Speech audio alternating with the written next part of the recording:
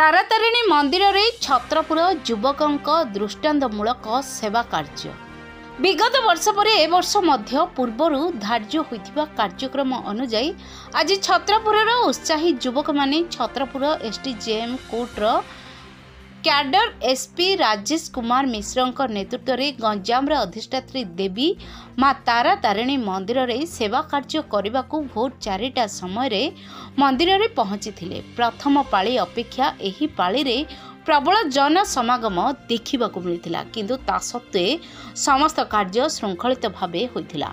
एही सेवा दल अन्यान्य कार्य मध्यरे लोकों को धाड़ी रे छिड़ा कराई व्यवस्थित ढंगरे समस्त मांकर श्रृंखलित दर्शन कराइबा सेहीपरि असहाय तथा दिव्यांग मानक मां दर्शन कराइबारे यथा संभव सहायता करिबा तथा प्रबल खरा जोगु अचेत होई पड़िथिबा भक्तों को जरूरी कालीन सहाय्य प्रदान करिबा भली दृष्टांतमूलक कार्य संपादन करी एही युव वर्ग प्रशासन तथा दर्शनार्थी प्रशंसार पात्र होइथिले।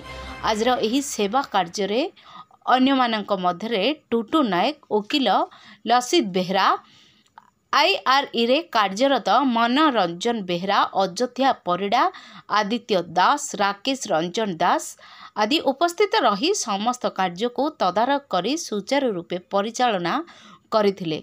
प्राप्त सूचना मुताबक आगामी पाली रे मध्य छत्रपुरर एही उत्साही युवक माने मंदिर रे सेवा कार्य जारी रखिबे बोली मनस्थ करिसंती। गंजाम रो विजयलक्ष्मी महाकुडंग रिपोर्ट दिग्दर्शन न्यूज।